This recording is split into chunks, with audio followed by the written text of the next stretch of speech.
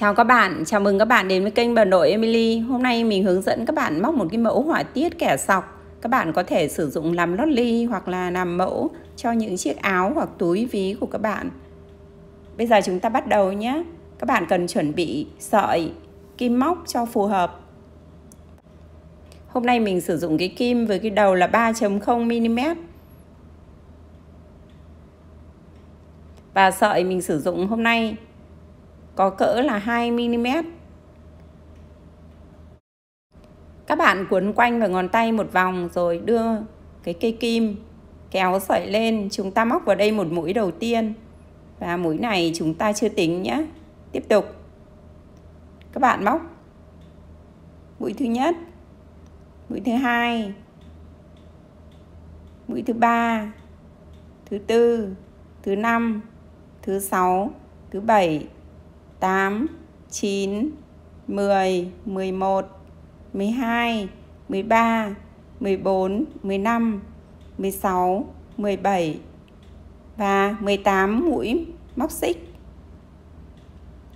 Sau khi móc được 18 cái mũi móc xích, chúng ta lên 1, 2 mũi móc xích. Quay kim móc, lấy mũi giả, đưa kim vào mũi thứ 17.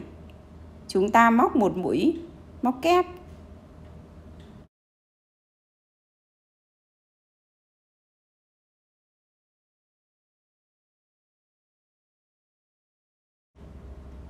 Vậy là trên cái đoạn dây mũi móc xích chúng ta đã có 2 mũi. Tiếp tục chúng ta lại móc thêm một mũi móc kép vào bên cạnh cái mũi chúng ta vừa móc. Và cái mũi thứ ba này các bạn không kéo bằng cái sợi dây màu tím nữa. Các bạn sử dụng sợi dây màu trắng để kéo nhé. Đặt sợi dây màu trắng xuống dưới cái mũi chúng ta cần rút. Các bạn kéo một mũi móc trượt. Sau đó đưa cái sợi thừa lên trên. Tiếp tục các bạn móc với cái sợi dây màu trắng 3 cái mũi móc kép. Mỗi một chân mũi chúng ta móc một mũi nhé. Và mũi thứ ba các bạn lại không kéo hết. Mũi thứ ba thì chúng ta lại thay sợi bằng cái sợi dây màu tím.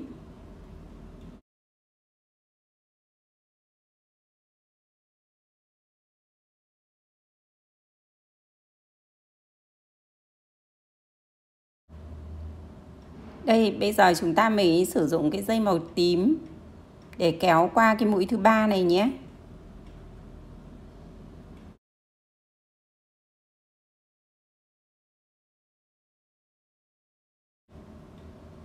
Bây giờ chúng ta lại móc với cái sợi dây màu tím cũng 3 mũi cho 3 cái chân mũi móc xích.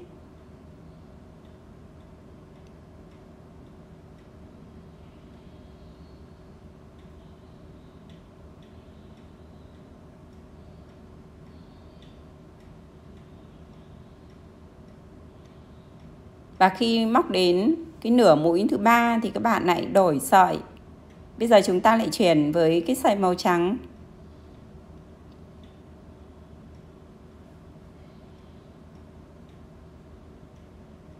Thao tác lại được lặp lại. Bây giờ các bạn lại móc với 3 cái mũi móc. Và mũi chúng ta đang móc gọi là mũi móc kép. Đến mũi thứ ba thì chúng ta lại thay sợi. Cứ như thế các bạn móc cho hết hàng móc nhé.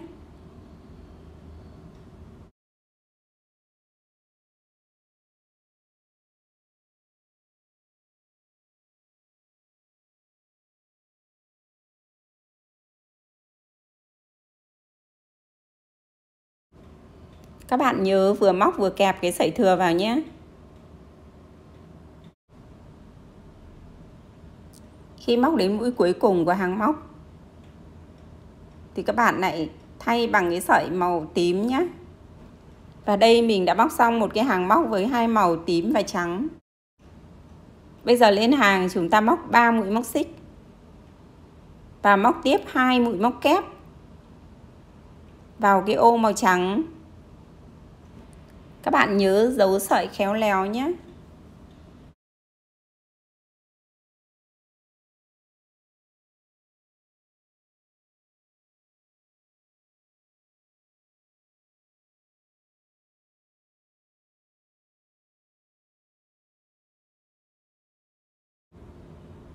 Bây giờ chúng ta lấy cái sợi màu tím đậm để rút qua cái mũi móc này. Tiếp tục các bạn móc 3 cái mũi móc với cái màu tím đậm. Nhớ là đến cái mũi móc thứ 3 chúng ta lại thay sợi nhé. Và ở hàng này mình chỉ dùng 2 cái màu tím đậm và nhạt, liên tục thay nhau. Và mỗi một ô móc chúng ta chỉ móc 3 mũi, không kéo hết. Cứ thế các bạn móc cho đến hết hàng móc nhé. Vừa móc các bạn nhớ vừa kẹp cái sợi chỉ thừa vào, chúng ta móc cùng nhé.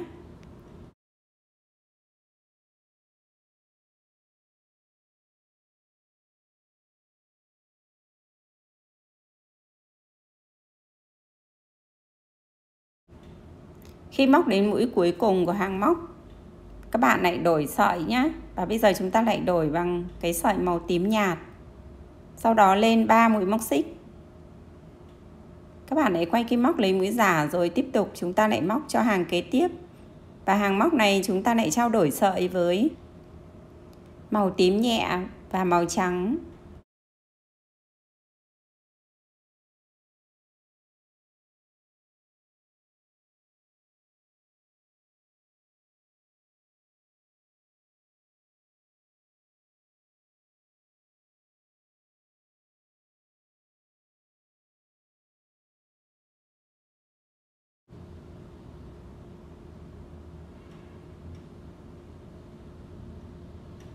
Khi móc đến mũi cuối của hàng móc, chúng ta lại thay sợi. Và sợi chúng ta móc cho cái hàng móc này là màu tím nhẹ và màu tím đậm. Bây giờ chúng ta sẽ bắt đầu với tím nhẹ trước. Cách móc vẫn giống như bên dưới. Chúng ta quay miếng móc trở lại rồi kẹp những cái dây móc thừa ra phía sau. Và mỗi ô chúng ta vẫn móc 3 mũi móc kép. Các bạn cứ móc đi nhé. Các bạn nhớ vừa móc vừa kẹp cái sợi thừa vào đằng sau, chúng ta móc cùng nhé. Sau khi móc xong được 6 cái hàng móc thì mình được cái ô họa tiết như thế này. Ô cuối cùng của mình thì rơi vào cái màu tím đậm. Bây giờ các bạn quay kim móc rồi móc vào ô kế bên này, một cái ô to rồi như này này. Các bạn móc 7 mũi móc kép cho mình.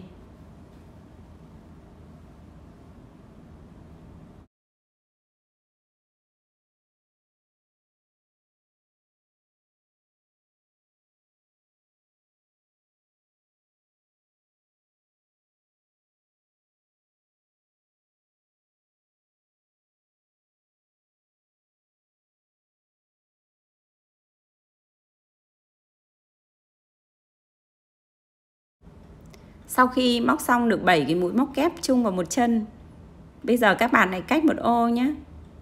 Đây, sang cái ô bên cạnh này, các bạn móc một mũi móc đơn. Tiếp tục chúng ta lại móc 7 mũi móc kép chung vào một chân vào cái ô tiếp theo.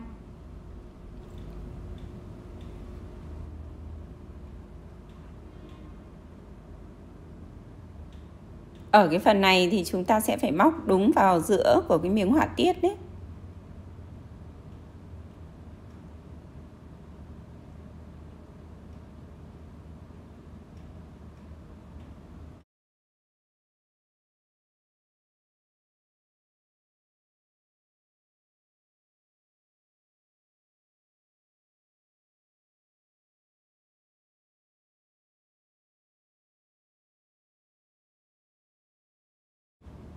Sau khi móc xong được 7 cái mũi móc kép chung chân, chúng ta móc một mũi móc đơn vào cái ô kế tiếp. Vậy là mình đã hoàn thành xong được 2 cái cánh hoa. Tiếp tục chúng ta lại làm cho cái cánh hoa tiếp theo ở cái cạnh hình vuông này nhé. Các bạn cũng móc 7 mũi móc kép chung vào một ô.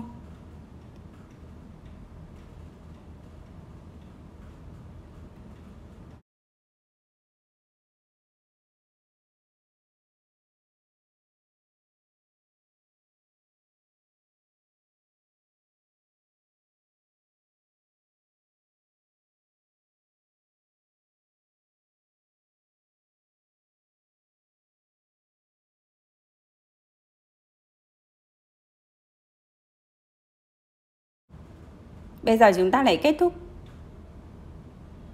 bằng một mũi móc đơn vào cái ô cuối cùng này. Chuyển qua cái cạnh hình vuông tiếp theo, chúng ta cũng móc được 3 cái ô hoa như thế. Và cứ như vậy các bạn móc cho đến hết cái phần này nhé. Bây giờ chúng ta có thể cắt cái sợi chỉ thừa đi được rồi.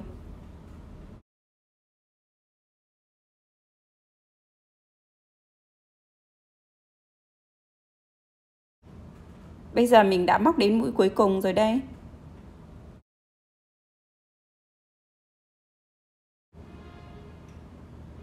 Bây giờ chúng ta móc lên một đoạn mũi móc xích tùy ý, dài ngắn tùy theo các bạn nhé.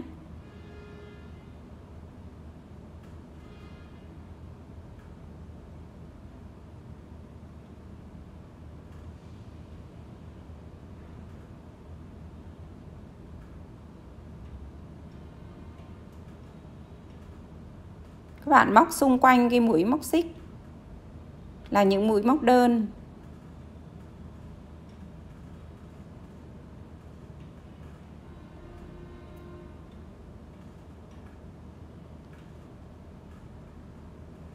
Móc xong cái này thì mình được một cái tai để treo, rất là tiện lợi.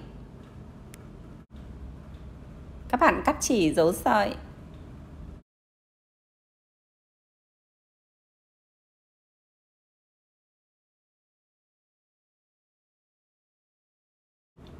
Vậy là mình đã hoàn thành xong miếng lót ly.